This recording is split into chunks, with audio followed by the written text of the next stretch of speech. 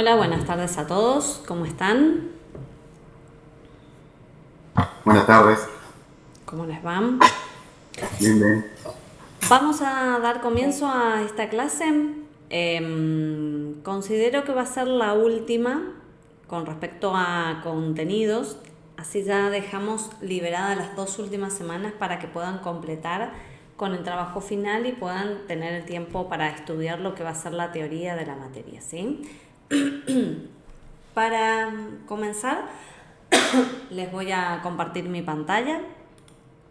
Vamos a hacer un repaso breve de lo que va a ser esta unidad 5 y después de eso sí vamos a dejar el tiempo, el lugar para las preguntas referidas al trabajo final. ¿Les parece?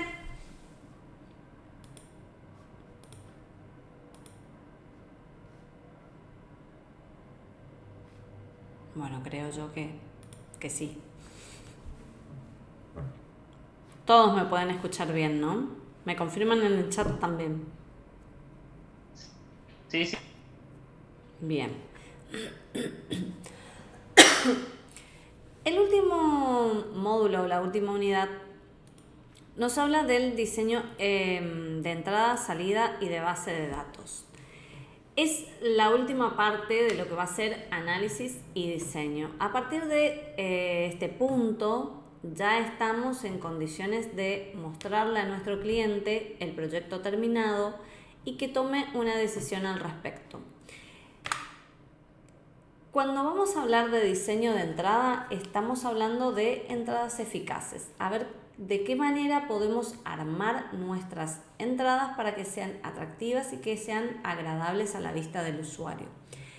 En este punto, creo yo o considero que esta unidad es la más creativa de todas. Es donde nosotros sacamos nuestro diseñador de adentro y le damos todo lo nuestro para mostrar al cliente cómo queda en definitiva nuestro trabajo, porque todo ese análisis que ustedes lo estuvieron trabajando durante tanto tiempo, lo tendrán que plasmar luego en un producto terminado. Y acá es donde se ve el producto, o sea que tengamos en cuenta que la calidad del producto va a estar en esta primera etapa, donde ustedes le van a mostrar al cliente cómo queda el proyecto, cómo sería el producto final y a veces si nosotros escatimamos no le damos la importancia de lo que es esta parte visual, el usuario puede desestimar todo el proyecto por más bueno que sea porque el diseño no le convenció. Así que tenemos que tener bastante cuidado en este punto. Les cuento por experiencia propia en la parte técnica, muchas veces cuesta desarrollar esta habilidad de diseño. No porque no nos guste, sino que estamos tan enfocados en el código y que todo salga perfecto y que no tenga ningún tipo de error, pero estamos tan acostumbrados a verlo en una pantalla con total simplicidad, sin tener ningún tipo de gráficos, que el cliente no es eso lo que quiere ver, no es ese el producto para el cual él nos contrató. Así que pónganle todas las ganas para hacer un lindo diseño. Con respecto a el diseño de entrada, comenzamos si bien el material está al revés, yo considero que arranquemos por la entrada, que es donde van a tener que cargar la información. Primero y principal vamos a hablar de los formularios. Todo lo que signifique carga de datos va a tener que estar plasmada en un formulario que debe tener ciertas características. Yo le fui cargando algunos modelitos para tener una idea y poder interactuar con esos modelos. La mayoría de lo que van a ver acá son modelos web, ya aprovechando de que estamos trabajando con el profesor de diseño web. Este tipo de formularios que va a tener que tener como características. Por empezar, ser fáciles. Puede ser que nosotros sepamos perfectamente cómo está armado nuestro proyecto, qué datos van a tener que agregarse, cómo se van a agregar. Toda esa información la tenemos tan clara pero que podemos llegar a agobiar al cliente una vez que tenemos el producto terminado. Así que siempre va a ser como una premisa la facilidad, que sea simple. Después, cumplir con el propósito para el cual fue creado. Es decir, que ese formulario tenga un fin y termine sirviendo para algo.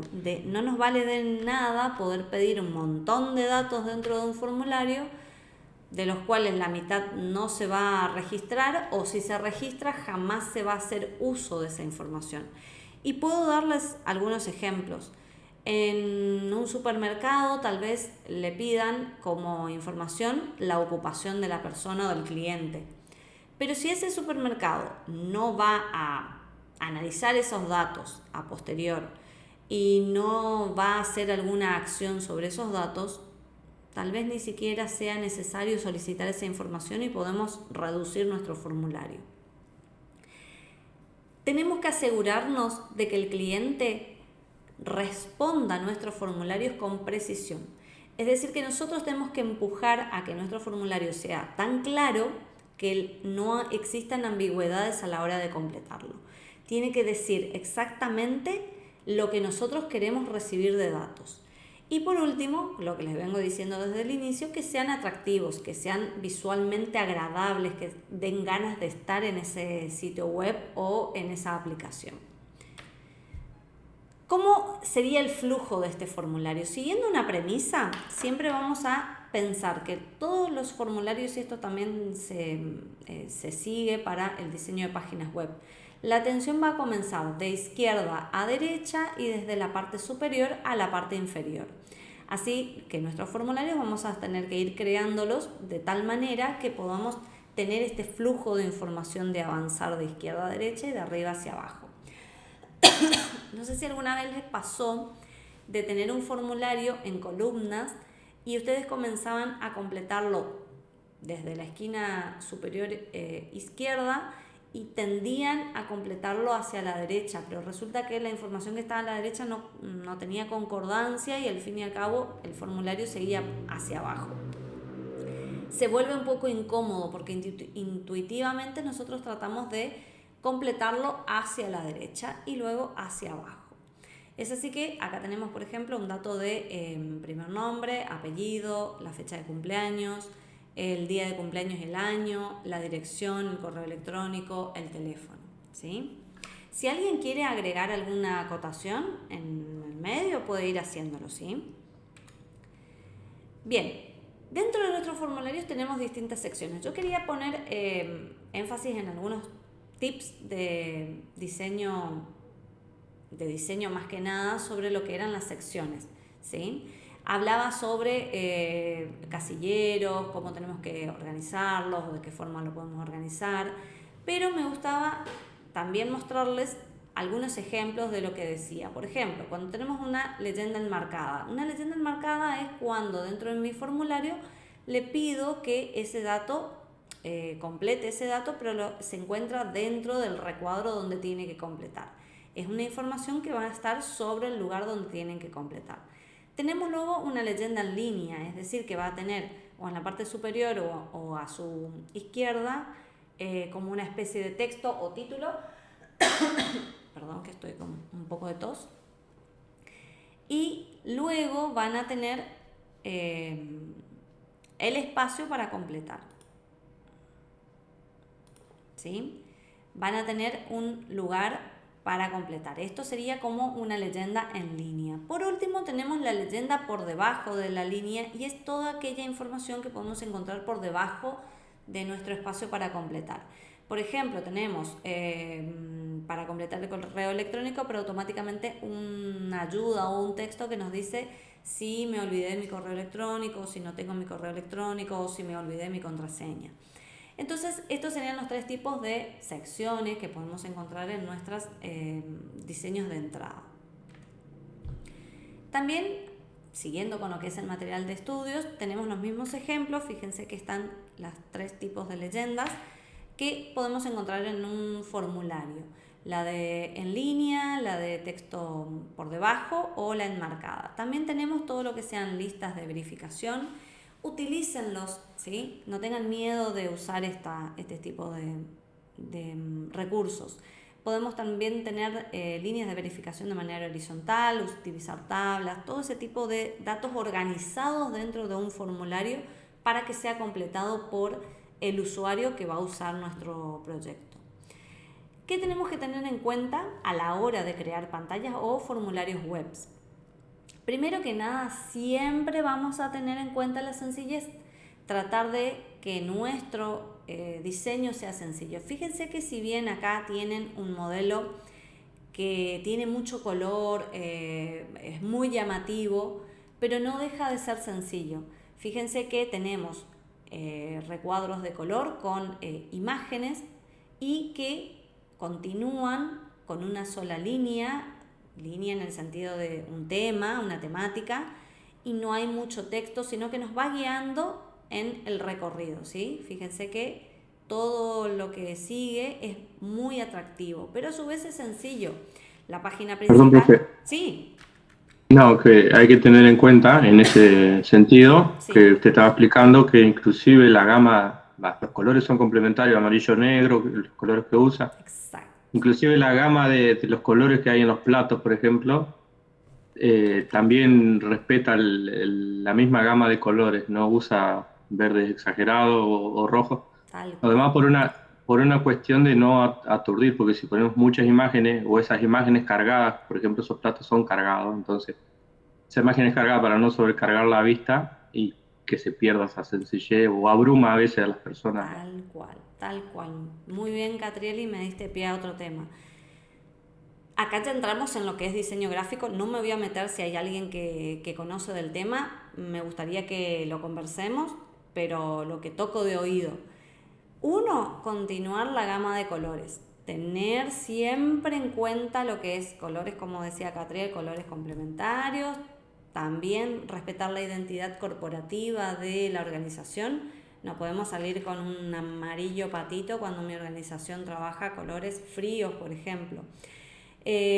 Cuando tenemos identidad corporativa, respetar gama de colores, tipografía, logotipos, isotipos, todo lo que se refiere a la identidad de esa organización la tenemos que respetar y traer a nuestro proyecto.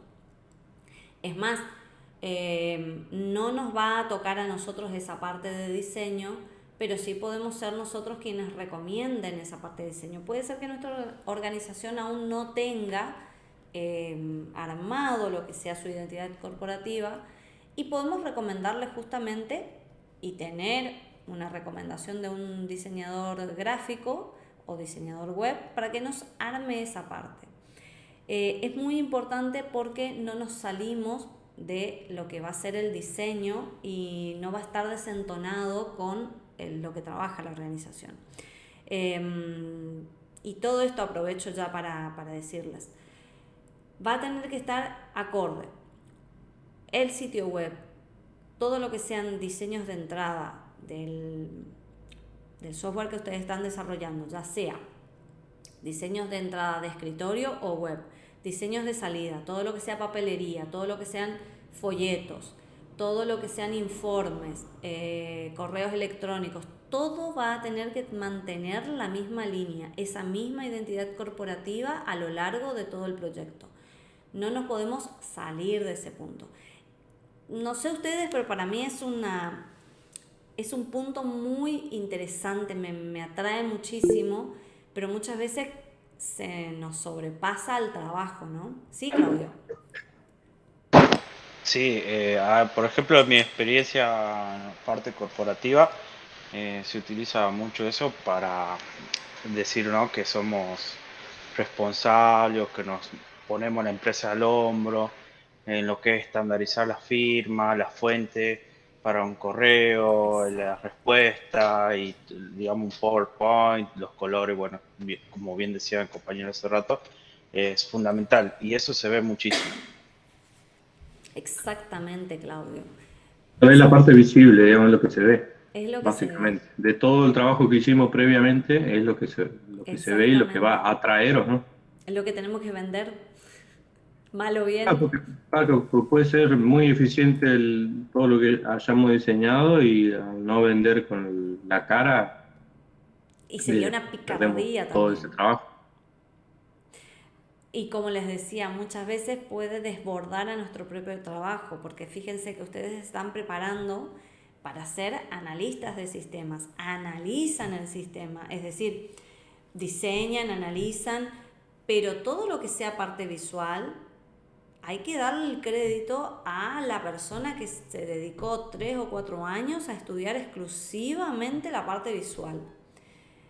No estaría mal también asociarnos con alguna persona que se dedique justamente a la parte de diseño, ya que ahorraría muchísimo tiempo a nuestro trabajo. Pero en inicio, en principio, debemos tener en cuenta algunos criterios o algunas ideas para poder llevar adelante este proyecto.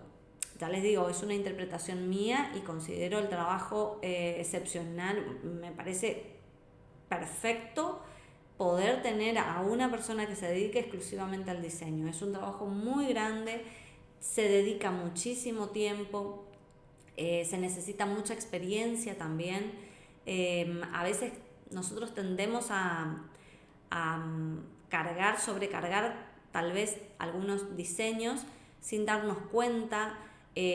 Una cosa que suele verse muy seguido en los diseños es esto. Les comento, ¿no? de trabajos presentados cuando estamos haciendo, ¿no? Algún prototipo, me tienen que presentar un prototipo en la práctica profesional. Y me presentan, por ejemplo, cuadros de textos desalineados. Así nomás, a la primera impresión, somos muy sensibles a ese tipo de desajustes, ¿sí? Nuestro cerebro siempre tiende a alinear todos los elementos y cuando vemos un elemento desalineado es como que nos genera un rechazo de entrada. Así que ya para tenerlo en cuenta, eso, mantener los colores. Fíjense que cada uno de estos elementos siguen una línea, ¿sí? Y tienen, o en mayor o en menor medida, colores, pero siguen siendo atractivos. Cualquiera de los tres, uno puede ser formal, el otro puede ser inclusive para chicos o adolescentes y el último puede estar dedicado a mujeres. Pero los tres mantienen una línea prolija, con los colores adecuados, ninguno se satura, no están fuera de lugar. No sé si se entiende a lo que quiero llegar con esto.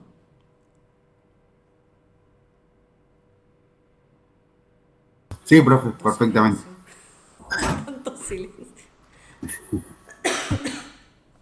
Bien. Sí, profe, se Sí, entiende. profe, se entiende, Y habla bien, digamos, de cómo trabajamos, si somos prolijos, somos detallistas. O sea, si yo veo un texto desalineado en una página, digo, este flaco no, no le presta atención a lo que hace, básicamente, ¿no? exacto, tal cual. Em, Como yo les vuelvo a aclarar, yo no soy diseñadora gráfica o no me dediqué a esa área, pero me gusta mucho ver prolijidad. Y acá estoy viendo que me quedó desalineado el título y ya me está poniendo nerviosa el título, pero bueno, entiéndanme. Lo pasé sin darme cuenta y ya molesta el título desalineado. Bien. Cuando hablábamos de lo que eran formularios para la web, mantengan la consistencia. Yo acá le puse un ejemplo muy exagerado como para que tengan una idea, pero mantener la consistencia, ¿a qué se refiere? Acá, como decía el compañero, platos. En todo el sitio web estamos viendo platos de distinto tipo o de distintas texturas o de distintos, fíjense que acá tenemos una especie de pizza, una tostada y un plato con alimentos. Todos mantienen una línea circular, ¿se dan cuenta? Todo lo que sea alimentos es circular. Y sin embargo, lo que nos da como fondo son rectángulos o cuadrados. Pero en todo el sitio web se mantiene. No es que primero tengo mi plato redondo, después agarré un plato cuadrado, agarré un plato ovalado. Todos mantienen la misma línea. Otra cosa a tener en cuenta, la facilidad de movimiento. tiene que ser intuitivo. Mi cliente tiene que saber a dónde tiene que ir, a dónde tiene que dirigirse, qué botón tocar, dónde hacer clic, dónde avanzar, dónde. No se puede perder en nuestro sitio web o en nuestro formulario. Y acá también hago un paréntesis. Hay páginas web o hay cargas de formularios que son tan engorrosas que terminan siendo molestas para el usuario. Empiezan a cargar información y resulta que al guardar, por ejemplo, nos queda un elemento sin completar, y la verdad que se nos pasó desapercibido porque estaba tan cargada esa página que hubo un elemento que no le hicimos clic o no lo seleccionamos o no lo tuvimos en cuenta, pero porque nos saturó demasiado de cosas y no supimos cómo avanzar. Por último, mantener el atractivo siempre, la vistosidad, que sea lo más agradable posible y siempre siguiendo la temática. Acá estamos hablando de comida, se puede agregar un amarillo patito de fondo. La identidad corporativa tal vez mantiene toda esta línea. Pero si estamos hablando de una organización de otro tipo, probablemente el amarillo no va a ser el color que va a usar, porque tiene un significado. El amarillo es de impacto. Hay algo, atención, hay algo que nos está llamando con el color, ¿sí? Cuando armamos diseños de páginas de intranet o de internet, tenemos que, esto ya siempre hablando desde el lado del usuario, no del posible cliente que va a ingresar a nuestra organización, sino del que está trabajando con el sitio web o con la aplicación de escritorio. Tenemos que darles instrucciones claras para lo que tiene que hacer. Por ejemplo, ingresar su nombre, ingresar su apellido, ingresar su DNI. No colocar datos que sean genéricos o que para nosotros tengan un código pero que no se entiendan. Debe mantener una secuencia lógica. Si le estoy pidiendo datos personales en un inicio, no puedo a la mitad o al final del formulario pedirle el teléfono, por ejemplo. Mantener una lógica en toda la carga de ese formulario. Utilicen la variedad, no se queden solamente con el texto. Agréguenle botones, agréguenle imágenes que sean acordes al diseño, ¿no? Agreguen casillas de verificación, cuadros desplegables. Si el texto es demasiado largo, agreguen una primera parte del texto con la opción de desplegar si el usuario quiere seguir leyendo. Utilicen distintos tipos de recursos visuales para que ese sitio web o esa página no sea tan aburrida y que llame la atención, que dé el interés para que el cliente se mantenga ahí. Utilizar los botones básicos, por ejemplo, enviar, guardar, salir, volver, todos esos botones típicos o característicos que nos llamen a la acción. Tienen que estar visibles, tienen que estar en un lugar accesible. Si vamos a tener información que es muy larga, tal vez lo más conveniente no va a ser tenerlo en una sola página, sino que dividirlo en distintas páginas o en distintas secciones. Tengan en cuenta que no está acá, pero también cómo se va a visualizar. Acuérdense que hoy los dispositivos son muy variables. Si va a ser un diseño responsivo, si no lo va a ser, van a tener pensado agregar un diseño para celulares, tienen pensado un diseño para tablets, va a tener una landing page, va a tener diseño para escritorio, diseño para quién sabe qué es lo que se venga más adelante. Los smartwatch están cada vez más con mayor funcionalidad. Puede ser que en cualquier momento podamos ingresar a un sitio web simple. Es decir, tener en cuenta toda esa información a la hora de crear la página web. Ya les digo, esto siempre a grandes rasgos, sin entrar en lo que es diseño web, hablando de el diseño de imagen, ¿no? Sí. Bien, tienen que tener también retroalimentación, es decir, informarle al usuario si hay algún dato que falta. Darle datos o guías para que él pueda avanzar. un ejemplo que puedo darles de esto. ¿Vieron que cuando van a cargar, por ejemplo, una nueva tarjeta en Mercado Libre, les dice que ingresen los números de la tarjeta y un pequeño iconito mostrando dónde está el número de la tarjeta? O incluso podemos hacer clic en una imagen y nos muestra dónde está la tarjeta. Luego nos pide la fecha de vencimiento. También nos vuelve a mostrar dónde está ubicado en la tarjeta la fecha de vencimiento. Después nos va a pedir un código de verificación, nos muestra del otro lado de la tarjeta dónde está ubicado. Toda esa información es importante. ¿Por qué? Porque acuérdense que los usuarios siempre van a ser nuevos. ¿En qué sentido? Si ya hicimos una compra virtual en algún momento,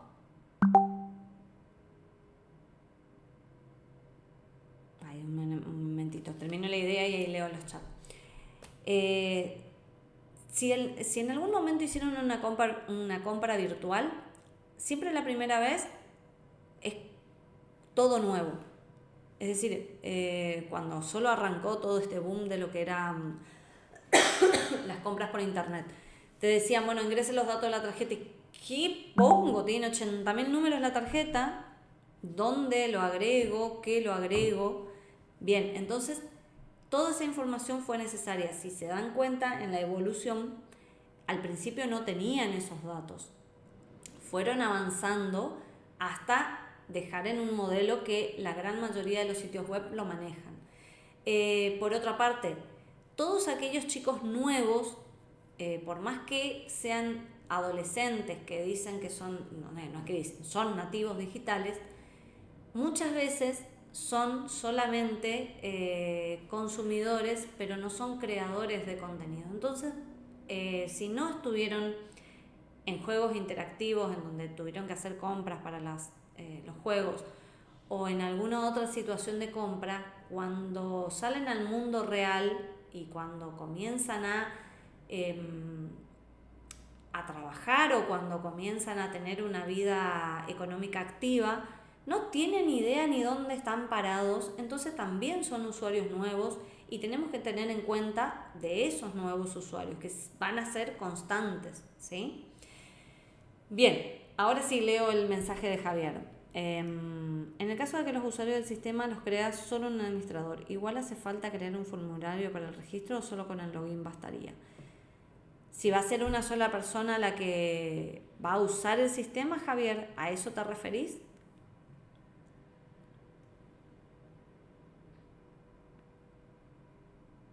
Si va a ser una sola persona, y bueno, por lo menos deberíamos de tener la idea de que el negocio pueda crecer y pueda existir más de un empleado o más de un dueño.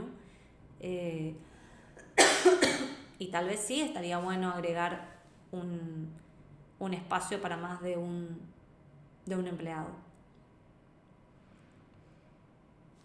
No sé si evacúa la duda, Javier. Bien, y acá también le agregué por último el botón de arrepentimiento. Si estamos hablando de sitios web, acuérdense que la FIP determinó que ahora debe de existir en todas las páginas web un botón de arrepentimiento. Es decir, que si realicé una compra, tengo la opción de arrepentirme, aunque no lo parezca. Me arrepiento y bueno, me tienen que devolver.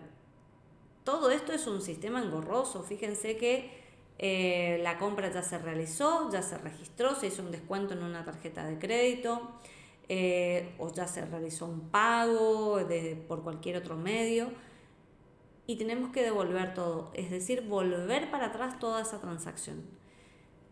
Pero si la ley lo manda, debe detener también. Eso en las páginas web. Sí, Alexis. Profe, en caso, por ejemplo, que nosotros usemos la pasarela de pago de Mercado Pago, ¿eso se encargarían ellos? ¿La pasarela de pago, por ejemplo? La del botón de arrepentimiento. Claro. Mira, habría que averiguar, no lo sé. La verdad, yo sé que Mercado Pago sí permite la devolución. Ahora, con respecto a la normativa de la FIP, Si además de la devolución es posible obviar el botón de arrepentimiento, me queda la duda. Habría que leer bien la normativa. Porque Bien. puede ser con esa pasarela de pago o con cualquiera. Claro. El tema está en que Mercado Pago, no sé si en todos los casos acepta lo que es devoluciones. Tiene que existir un motivo de la devolución. Está bien. Aunque evolucionó bastante, la verdad que ahí no me voy a poner a discutir. ¿Por qué? Porque incluso ahora cualquier compra que hagas te dice que tenés un cierto tiempo para devolver y todo lo que sea, así que sí. No, pero lo que yo pensaba es que, por ejemplo, si uso Mercado Pago, ya todo lo que es el tema del dinero y cuota y tarjeta lo maneja esa pasarela de pago. Exacto. Sería diferente si es por transferencia o un pago directo a una cuenta mía, que yo ahí sí puedo devolverle al cliente el dinero, pero en este caso Mercado Pago lo puede llegar a retener. Es que lo retienen. Claro, El botón de arrepentimiento dura mientras el... No escuché ningún caso de que después de hecho el pago al cliente no, al vendedor, se lo retenga o se lo extraiga. No escuché, pero sé que es dentro del periodo de tiempo en que Mercado Pago retiene ese dinero. está bien. No sé si después de pasado ese tiempo es posible. Está bien. Gracias, profe. Habría que investigarlo, no estaría mal para averiguar. Profe, en Sí. cuanto al arrepentimiento, yo hice un par de compras en Mercado Libre, sí, Uh-huh. y bueno, pasaron varios días y me arrepentí y me devolvieron el dinero. Por eso digo, Por eso no sé. existen... Pero en ese caso, Mercado Libre te devuelve a vos el dinero y a la empresa le deja el dinero que ya se le fue depositado. Lo que no vuelve a la empresa es el producto. Se lo queda Mercado Libre o lo desecha prácticamente, ¡Qué porque le sale más macanudo! económico eso, le sale más económico pagarle al vendedor y devolverle la plata al cliente que andar llevando el paquete de un lado a otro. Sí. Lo sé porque tengo compañeros que trabajan en el Mercado Libre. Catriel, aprovechando ese comentario, supongo que debe ser así porque nos ha pasado con algunos productos en donde por X motivo un producto electrónico no se ajustaba a la descripción, me parece, y al enviar no era lo que se necesitaba. Entonces se realizó la devolución. Bien, se prepara el paquete y se suponía que el correo pasaba a buscar. Nunca más pasó a buscar el correo, ya estaba hecho el paquete de vuelta, el etiquetado nuevo que da Mercado Libre. Y quedó el paquete y el dinero fue devuelto, todo el proceso se hizo, pero nunca pasaron a retirar el paquete. Quedó, al fin y al cabo, obviamente, es un producto que no te sirve porque no era lo que estabas necesitando, a menos que lo revendas de vuelta, pero no tiene sentido. Pero sí, Pasa también con productos que no llegan al destino, también pasa lo mismo. claro, El vendedor recibe el dinero, el comprador recibe su... su A mí producto. me pasó, por ejemplo, con un producto que no me llegó nunca, porque no llegaba a mi casa, sino llegaba a la casa de mi papá y resulta que el cartero lo dejó 5 casas antes, porque era conocido el hombre de mi papá, entonces se lo dejó a él, pero el Sí, hombre se olvidó, lo tuvo el paquete y nos avisó como 2 semanas después. claro. Pero lo que sí debo suponer que debe ser hasta cierto valor. También, Imagino que cuestiones más caras no debe funcionar así. sí, supongo que sí. Sí, o cuestiones como hubo algunas noticias, placas de video que llegaron ladrillos o notebooks o lo que sea. Sí, Sí, pasa mucho también el robo de los mismos distribuidores o exacto. repartidores que roban, por ejemplo, un teléfono y bueno, Mercado Libre se hace cargo. Bueno, nosotros familiarmente tenemos la práctica de que cuando llega un paquete se lo filma la apertura. Se hace una filmación de todo el paquete cerrado, totalmente cerrado, y se lo filma la apertura. Ante cualquier duda, tenemos la filmación. No sé si servirá en el caso de que pase algo. Hasta ahora no nos ha pasado, pero por las dudas. No, Mercado Libre con el último que va a tener problemas es con el comprador. Claro, Con los vendedores sí, pero con el comprador es con el último que va a tener problemas. exactamente. Bien. A mí me pasó como experiencia, lo cuento. Yo he vendido varias cosas por Mercado Libre, entre ellos justamente 2 placas de video, que era que yo, digamos, cambié la mía de mi computadora. Y al momento de empacar, siempre tengo registrado en video cuando hago el empaque y de la forma que se empaca y cómo llega. Porque siempre la de perder la tiene el vendedor, como dice acá el compañero. En tu Ante caso cualquier es al revés. problema, el vendedor siempre te queda sin la plata o sin el producto y salís perdiendo. Entonces hay que tomar ciertas precauciones así en ese tipo de acciones. Exacto. Sí, tal cual.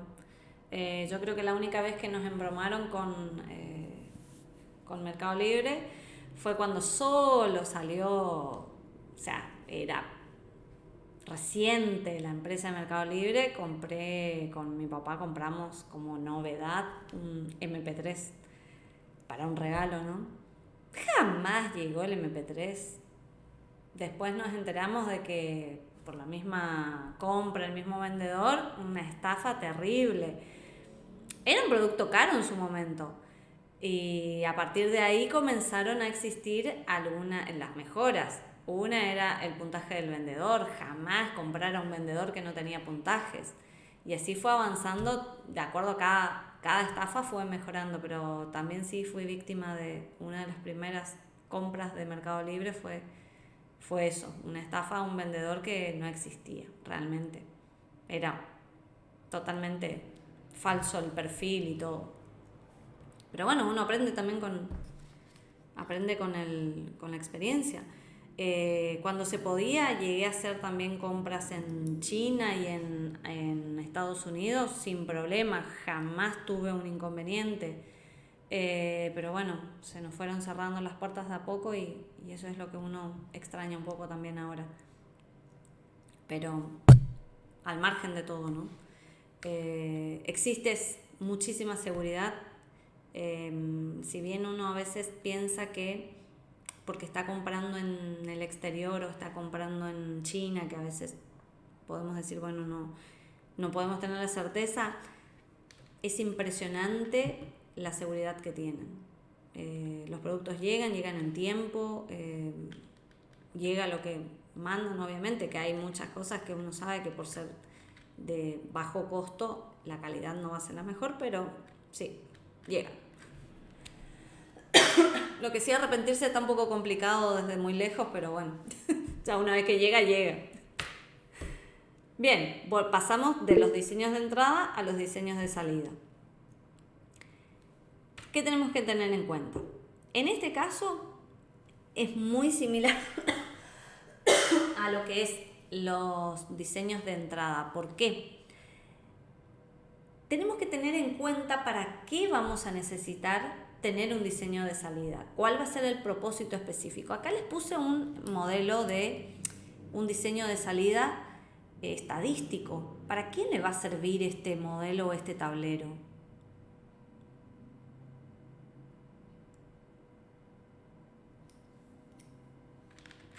Es una pregunta para ustedes. Sí, Javier. Profesora, lo que le consultaba hace un rato era por respecto al login, ¿no? Sí. En nuestro caso nosotros tenemos un sistema de gestión. Ajá. Por ende, el sistema no está disponible para que todo usuario se registre al mismo, sino que hay una persona que hace de administrador y toma los datos del personal administrativo, lo registra en el sistema para que el personal después se pueda loguear y no pueda realizar cambios en el sistema y ellos mismos no puedan agregar a otros. Por eso le decía, en ese caso, ¿el login debería tener un formulario de registro o solamente el administrador debería tomarle los datos? Ahí es la decisión de ustedes como programadores.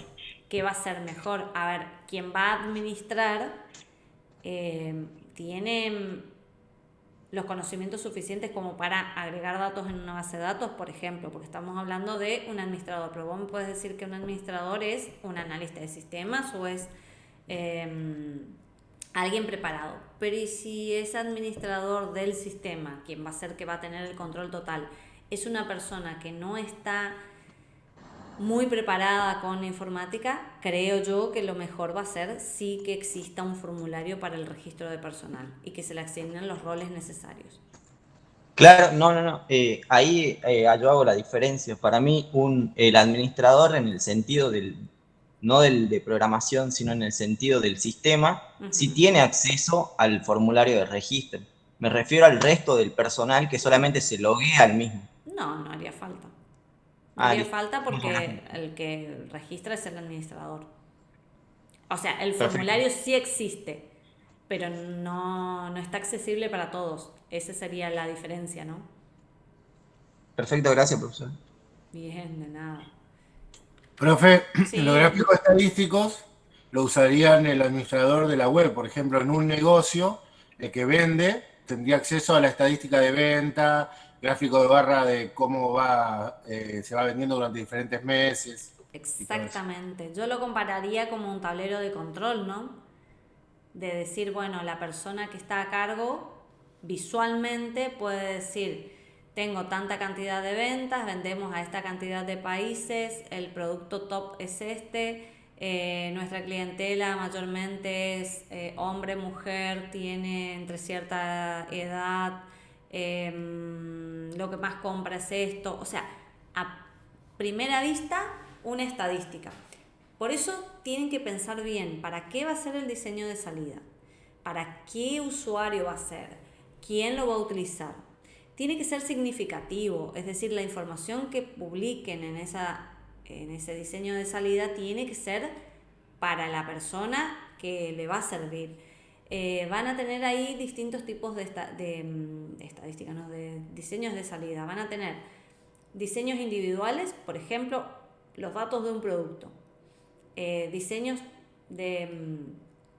agrupados, por ejemplo, las ventas de todos los productos en un mes.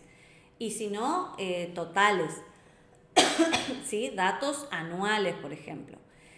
¿Qué cantidad van a agregar de información? No pueden sobrecargar tampoco una salida. Así como no pueden sobrecargar una entrada, tampoco la pueden hacer con esta salida. Tiene que tener cuidado en cómo van a armar esa salida. Otra cosa, la entrega deberá ser a tiempo.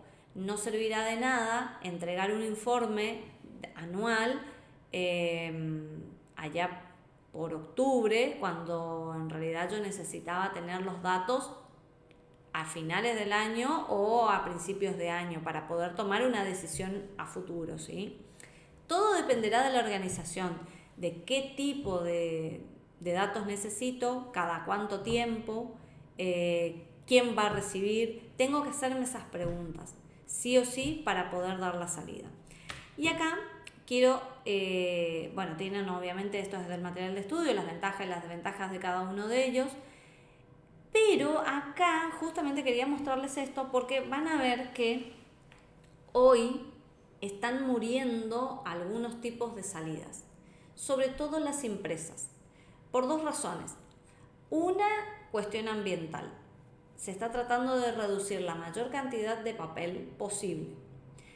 Y la otra, por pandemia. No sé, en la experiencia que tengan ustedes los que están trabajando a nivel gubernamental. Todo lo que eran informes, todo lo que eran documentación que en su momento era exigible en papel, en algunos lugares se está cambiando a una entrega digital. ¿Esto me lo pueden confirmar? Por ejemplo, Alexis, sí. vi tu cuadro de licitaciones. Hoy en día las licitaciones las entregan virtualmente, ¿o no? Sí, y lo que se está trabajando ahora, que la mayor cantidad de papel, digamos, que se utiliza es en un sistema de expedientes digital. Es decir, nosotros tenemos un sistema de expediente que se hace el seguimiento del expediente, pero el expediente va en papel. Lo que ahora se quiere implementar es el expediente digital, que es un sistema de nación, que lo bajaríamos a la provincia, y en ese tiene firma digital, por lo cual no necesita ya nada de papel. Directamente el expediente que viaja en el sistema tiene la misma validez que un expediente común. Hoy tenemos sistema de expediente, pero digamos es complementario al papel que va en diferentes oficinas. Y bueno, ahora está la idea de hacer eso en la provincia, implementar, que va a llevar su tiempo, como todo, Sí, totalmente. pero más que nada por la firma digital, hay que hacer a muchos funcionarios el tema de la firma digital, hay muchos que no confían en la firma digital porque Sí, piensan que es fácil de falsificar. exactamente. Entonces, todo un trabajo primero de Concientización. concientización para que entiendan lo que es y luego, bueno, accedan. Que por ahí es el trabajo más difícil también, el que entienda un funcionario, que entienda que es mejor y que es más práctico. En cuanto a que los funcionarios, la mayoría, cero tecnología, Sí. no usan más del Word o de Internet, y son por lo general personas grandes que desconfían de todo esto porque, bueno, una firma de un ministro o del gobernador puede causar un montón de cosas, digamos. Sí, totalmente. Bueno, lo mismo, la misma idea tengo de algunos organismos que estuve escuchando, que la exigencia toda la vida fue en papel, con firma, eh, no me sale otra palabra que analógica, la firma en virome, y sin embargo hoy se está trasladando los expedientes a digital. No digo que todo el expediente, pero gran parte del mismo está transitando una vida digital. Es por eso que quería justamente mostrarles este cuadro, que el tema de salidas impresas está quedando un poco atrás. Yo creo que en el corto, mediano plazo va a ser una tendencia a bajar. Sí va a aumentar lo que es salidas por pantalla. Es decir, todo lo que dejó de imprimirse se va a convertir en pantalla. ¿Qué aparte de la pantalla? ¿Qué vamos a usar? Todo lo que sean salidas electrónicas, es decir, correo electrónico. Los correos electrónicos también pueden venir con firma digital. Vamos a tener información por sitios web, pueden ser sitios web o intranets. Podemos estar trabajando con circuitos cerrados. Podemos tener toda la información que teníamos anteriormente impresa, ahora de manera digital. Otra forma u otra alternativa de salida son las salidas de audio o podcast, que están muy en auge en estos momentos. Podemos tener información de entrada que va a terminar convirtiéndose en podcast. Lo que sí está decayendo un poco, que yo lo reemplazaría no por CD o lo que era DVDs, sino todo lo que sea alojamiento virtual. La seguridad de todo lo que sea alojamientos en la nube aumentaron, entonces muchos datos están alojados y tenemos la certeza de tener esa información a disposición. Así que bueno, lo que sea salidas es como que se está transformando últimamente. Y ahí, profe, lo que es CD y DVD también puede ser reemplazado por el pendrive, que se usa más común que eso. Sí, se usa, pero es cierto, no lo vamos a dejar atrás. Pero ¿cuánto tiempo más va a faltar para que desaparezca también el pendrive? Sí, también. Hoy mucha gente también usa su celular, conecta, antes que estar trayendo otro dispositivo, termina conectando el celular. Por eso tampoco no lo nombré, porque me parece que va a ser es una tendencia a la caída. Bien, ¿qué factores tenemos? Sí. Hoy en día, justamente con la cuestión de una conectividad casi continua con las redes móviles, dan acceso continuamente al acceso a la nube. Ya tener información online, a ver, hay pueblos como que no tenés obviamente un acceso continuo, pero en las ciudades medianamente es normal ya tener una red mínimo 3G donde vos tenés acceso siempre a toda la información. Tal cual. Pero también es algo que, bueno, hoy en día lo que es pandemia, guerra, nos atrasó un poco, pero ya veníamos con esta idea de poder tener conectividad casi continua en casi cualquier parte del mundo. Puede ser que estas situaciones a nivel global nos retrasen, pero en el tiempo esto va a ser algo que nos va a llegar en cualquier lugar, vamos a tener disponibilidad de internet, así que va a seguir creciendo. Es algo que tengo casi, podría decirle que les puedo asegurar de que no va a ir para atrás, a menos que nos pase una catástrofe demasiado grave como para que se caiga todo, pero es una tendencia a aumentar. Para los que son más grandes, fíjense, desde los 90 a no tener nada a lo que estamos hoy no pasó demasiado tiempo y el avance fue enorme. Todo lo que tuvimos que aprender o lo que nos tuvimos que adaptar. Así que 20 años más no sabemos qué se nos viene. Por eso hay que estar un poco sueltos o libres para aprender siempre. ¿Qué factores tenemos que tener en cuenta, tanto para la entrada como para la salida?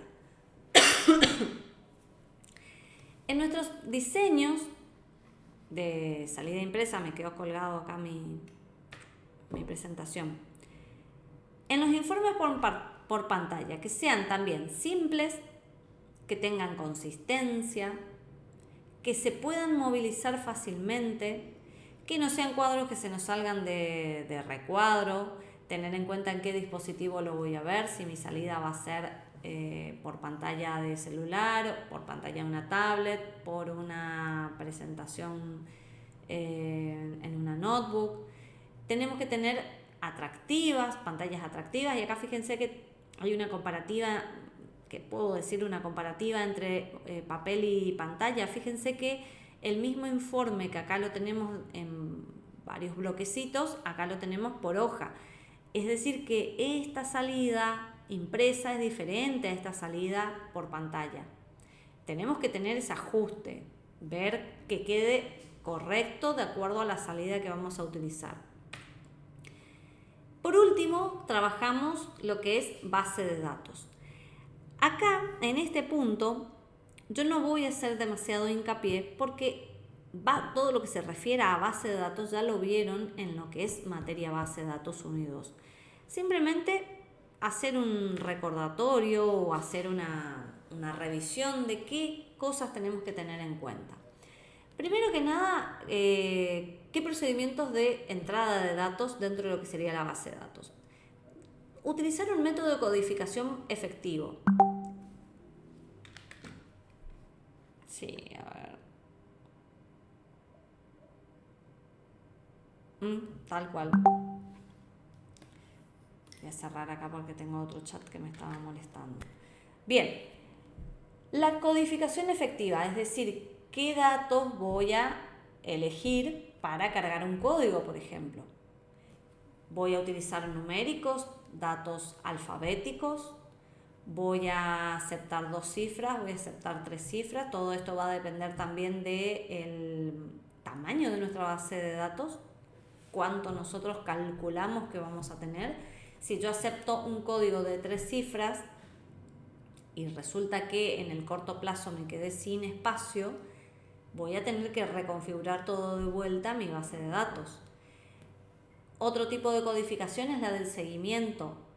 Puedo decir con diferentes datos dentro de ese código a qué se refiere. Por ejemplo, los primeros 3 dígitos corresponden a la sucursal, los siguientes 3 dígitos corresponden a la categoría de un producto y los últimos 3 identifican el producto.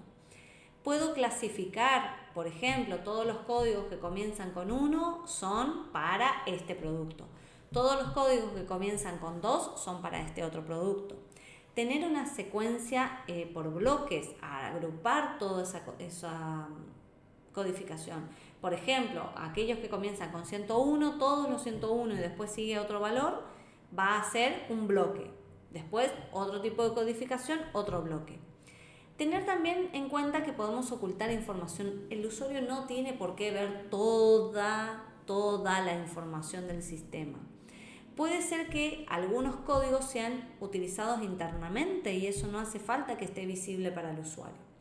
Por último, prestar atención a lo que es la validación de datos. Guiar al cliente o al usuario del sistema para que cargue correctamente la información. Las fechas se van a cargar día en 2 dígitos, mes en 2 dígitos, año en 4 dígitos. No voy a poder cargar texto dentro de una fecha. Les digo yo el ejemplo de validación que les doy. Todos los nombres van a tener que estar cargados con mayúsculas. No voy a poder dejar espacios en blanco en un teléfono. Los DNI no los voy a poder cargar con puntos. busquen ustedes una validación para que esa información esté correcta dentro de la base de datos. Tengan en cuenta el armado de un diagrama de entidad de relación, convertirlo a un modelo relacional, prestar atención en la normalización de datos, que esos datos estén correctos, tengan su modelo de base de datos actualizado, y todo lo que cargaron en el diccionario de datos van a poder utilizarlos como entradas para su para su base de datos. Es decir, todo aquello que cargaron en el diccionario de datos pueden utilizarlo para armar la base de datos. ¿Qué les voy a pedir para esta última parte? Que me puedan crear un diseño de entrada, un diseño de salida, y si alcanza el tiempo, si les da la posibilidad de armar un diagrama entidad-relación, si es que no lo armaron con el profesor Rochin, un diagramita de entidad-relación de su proyecto. Eso si les da el tiempo por último. Pero sí me gustaría poder armar una entrada y una salida atractiva, linda, que refleje a su proyecto, que refleje lo que ustedes quieren mostrar, que venda, que sea linda, en definitiva. Así que este sería la última parte del trabajo: armar un diseño de entrada, un diseño de salida y, en lo posible, un modelito de entidad-relación. Profe, con el profesor Guillermo, no, o sea, no es lo mismo, pero tenemos lo que es un modelo de dominio que él nos pide. O sea, no es entidad de relación justamente, pero bueno, va por ahí, en un paso menos, digamos. Exacto. Está por ustedes, el último punto es opcional, pero sí el modelo, una entrada y una salida, un diseño de entrada y un diseño de salida. Así que bueno, chicos, por hoy esto era lo que quería charlar con ustedes. Esto va a ser la última clase teórica para lo que va a ser desarrollo de sistemas 2. A partir de la semana que viene, todos aquellos grupos que ya finalizan con el proyecto, que tengan todo armado, ya lo pueden presentar, y les quedaría solamente rendir al fin de mes el examen teórico de la materia. Yo sugiero que todos aquellos que tengan ya terminado, cierren un minuto. Un minutito, ya charlamos. Todos los que tengan ya pronto a cerrar el proyecto y se animan ya a presentarlo la semana que viene, mejor. Entonces ya se sacan de encima este tema. Sí, Renzo, ahora sí.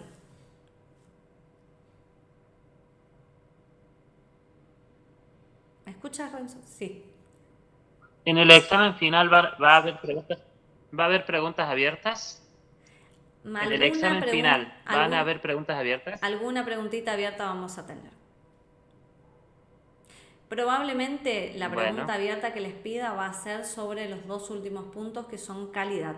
Hablando de calidad. Todo lo que sea calidad ya está enfocado a que el proyecto se aceptó, que ya está en desarrollo. Entonces todo lo que se refiere a calidad es poder, la parte posterior, ¿no? Entonces sobre ese punto es probable que les pida una pregunta abierta. Ok, gracias, profe. ¿Alguna consulta que quieran hacerme sobre el proyecto? Una consulta, profe.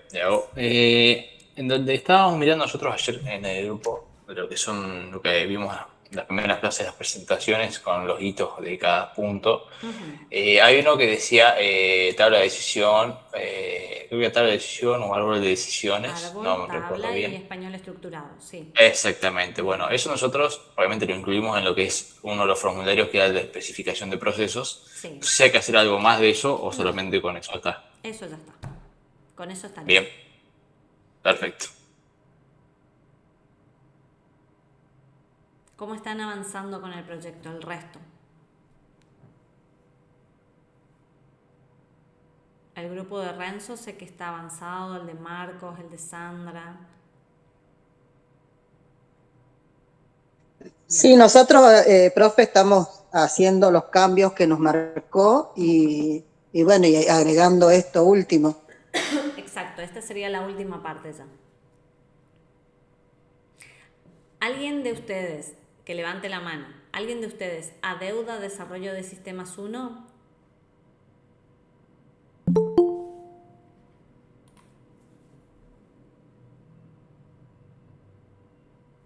¿Ninguno de los presentes adeuda? Tamara, y puso yo. Ah, perdón, Tamara, Pamela. Bien.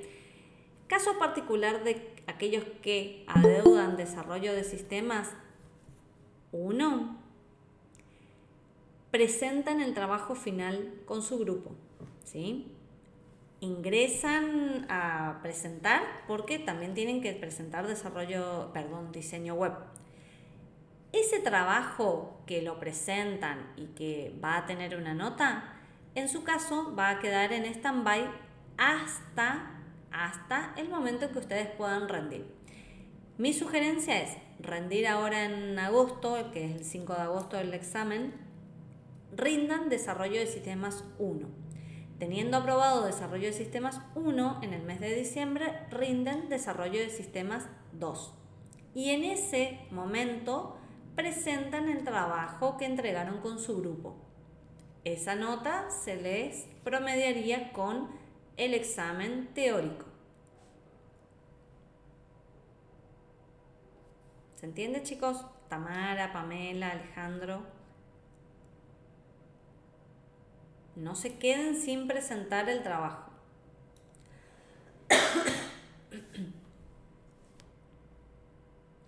Y esto para todos. Si presentan el trabajo final y aprueban, también tienen que aprobar el examen teórico. En caso que desaprueben el examen teórico, van a tener que rendirlo en recuperatorio. Siempre es parte práctica y parte teórica, se tiene que aprobar. Igualmente no entraría, porque me acordé que con el profesor coordinamos que ambas partes van a tener 5 puntos. Van a tener que alcanzar el 6 con las dos partes. Y si aprobamos, profe, la parte práctica y no la teórica, ¿solamente rendiríamos recuperatorio de la teórica? Pero sí o sí se van a tener que presentar. Un punto por lo menos van a tener que tener. Claro, pero digo, en el hipotético caso que en la parte teórica saquemos 0.0. Sí, o sea, sí, en ese caso sí deberían de rendir después recuperatorio y presentar el trabajo que entregaron. Sí, Pamela, en diciembre, exactamente, en diciembre recién ustedes tendrían la nota, el caso de los chicos que adeudan desarrollo 1. Para todo el mundo van a tener que entregar a ambas instancias, práctico y teórico, para poder aprobar la materia. Y obviamente que tiene que alcanzar el 6. ¿Alguien estaría ya para presentar la semana que viene? Y nosotros, capaz, perfecto. Pasa que tenemos todavía que armar todo lo que es la presentación de PowerPoint. Eso también, consultar. Ajá. ¿Cómo vamos a tener que enviarle la documentación a usted de todos los formularios y todo? ¿En un PowerPoint, en No. tipo Canva o Word? No. Fíjense que yo les publiqué un formato de entrega. Tiene que ser como un informe. Acuérdense esa parte. En un documento que va a ser en PDF del tipo informe. Con la introducción, va a tener que tener todos los... Fíjense en la portada donde dice... trabajo final, lineamientos generales, está la presentación de la primera clase. Y después, ya les digo, en la unidad 4, tienen, ahí ya les comparto pantalla.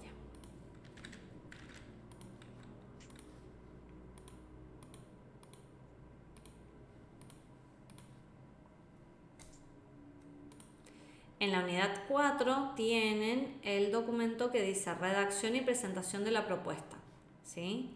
Tienen cómo se organiza la propuesta, qué partes tiene que incluir, ¿sí? Todo esto tiene que incluir el documento, cada una de las partes para qué sirve, cómo van a hacer la redacción, si tienen que incluir gráficos, tablas, todo eso está acá, en redacción y presentación de la propuesta. En un documento del tipo informe y presentado en PDF. Yo voy a armar una tarea en donde van a tener que subirlo al campus virtual, respetando normas APA, exactamente. La presentación oral, profe, ¿la podemos hacer en PowerPoint o en Prezi, por ejemplo? La presentación oral, sí. Eso sí. Bien. A ver, en la presentación oral no vayan a detenerse demasiado en los formularios. Prefiero que expliquen un poquito cómo están armados sus DFDs de contexto y el cero, y que hagan un repaso general de todo el documento, pero a modo de explicación más que nada. Todos los integrantes del grupo van a tener que comentar algo, así que pueden ya trabajar en eso, en dividirse no digo dividirse los temas porque todos tienen que saber todo, puedo preguntarle algo a cualquiera de los integrantes del grupo, pero sí organizar su presentación. Todos tienen que hablar.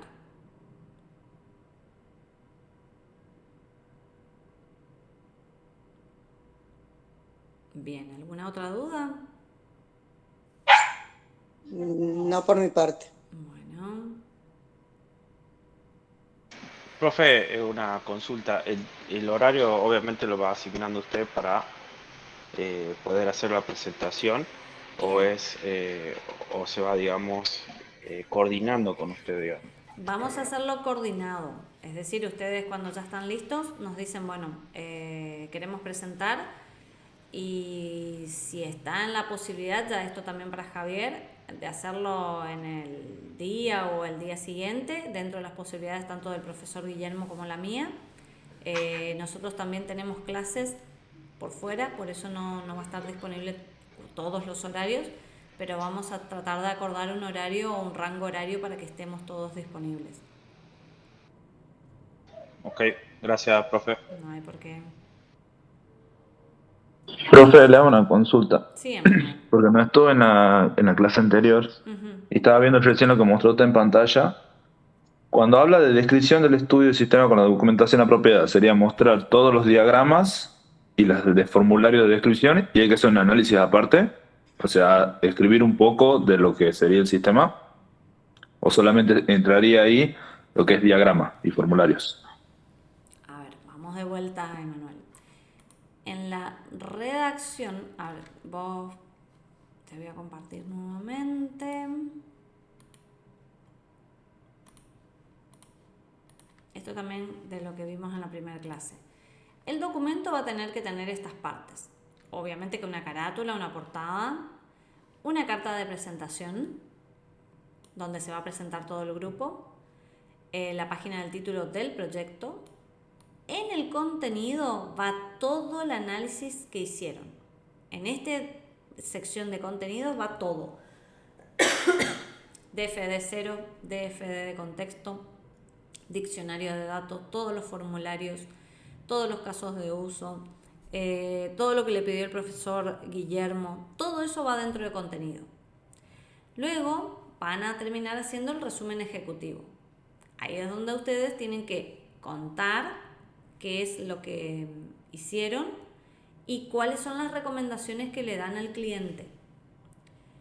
En la descripción del estudio tienen que decir, esperen que acá está un poco cambiado en comparación a este. Les voy a mostrar la presentación. Al principio también tienen la presentación del primer día. Claro, sí, me estaba pasando en esa y acabo de ver lo que mostraba y no entendía cómo estaba organizado. Primero que nada, vamos a tener la carátula, ¿sí? Con los datos de ustedes.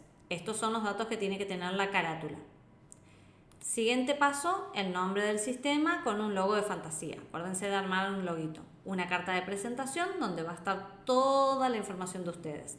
quiénes son, preséntense ya como analistas de sistemas. Luego, voy a agrandar esto así ustedes pueden ver.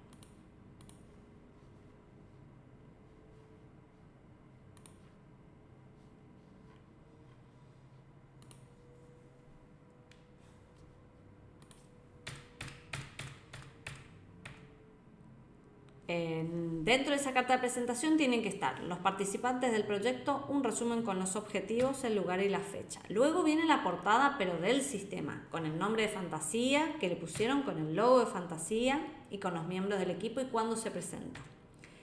Tabla de contenido es el índice, el índice de todo lo que tiene.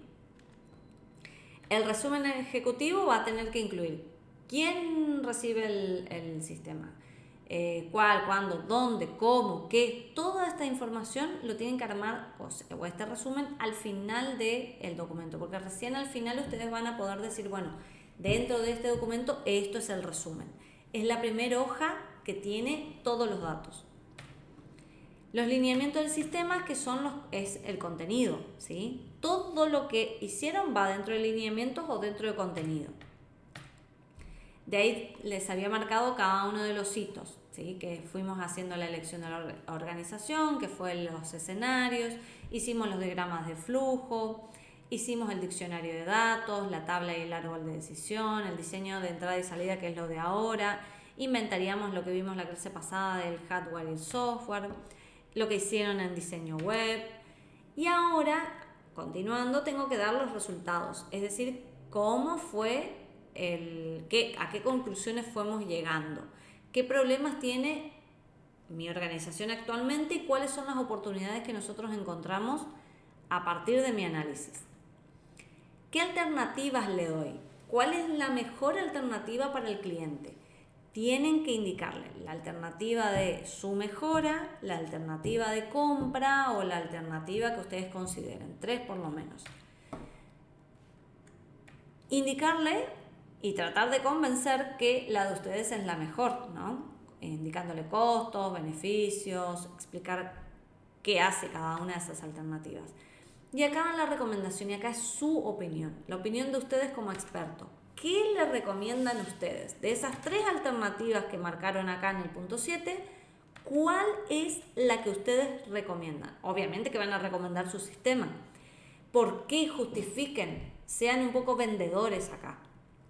Y digan por qué creen que su sistema va a ser el mejor. Por último, la conclusión de todo lo que hicieron y en el resumen tienen que poner los objetivos. Esto va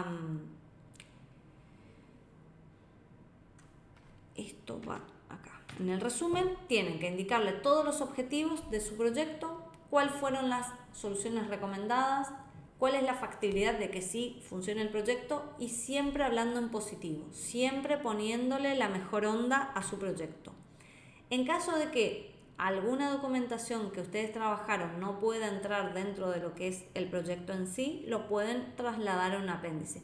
Un ejemplo puede ser cualquier entrevista al cliente, cualquier encuesta o cualquier información extra que no va dentro del documento. Y eso es como tiene que estar armado mi documentito. El formato, utilizar las normas APA. Tiene que ser con una presentación en formato PDF. Va a estar dentro de lo que es el campus virtual, ¿sí? Perdón, pero ahí en lo de normas APA, usted dijo que podíamos variar un poquito el tema de la fuente y demás para darle identidad a la empresa. Exactamente. Pero obviamente, tampoco se me vayan a los extremos. Traten de usar los tipos de letras, traten de mantener los márgenes, el tema de los espacios. A eso sí traten de mantener las normas APA, pero denle su toque de personal, la identidad corporativa. Listo, profe, muchas gracias. Bien, bien. Bueno, chicos, ya estamos finalizando esta clase, si no hay alguna otra duda. No, de mi parte no. Gracias, profe. Tenga buenas noches. Gracias, igualmente. Bien, chicos, entonces... Buenas noches, profe. Buenas noches y nos estaremos viendo en las presentaciones. Buenísimo. Perfecto. Adiós, adiós. Luego, profe. Buen fin de... Hasta luego, profe, gracias. Chao, hasta luego. Gracias, igualmente, que tengan buen fin de semana. Chao, profe, hasta luego. Adiós, adiós.